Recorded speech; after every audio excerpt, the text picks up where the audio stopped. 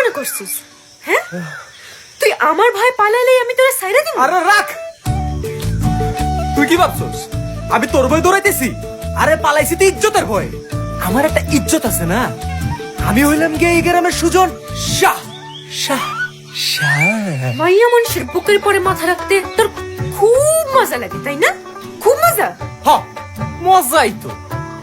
তোর কোনো সমস্যা? হ্যাঁ, সমস্যাটা আমারই। তোর ওই মাথা আমার বুক ছাড়া অন্য কারো বুকে দেখলে আমার মাথা রক্ত উঠে যায়। আমি কয়ে দিলাম সুজন। ওরে বাবা,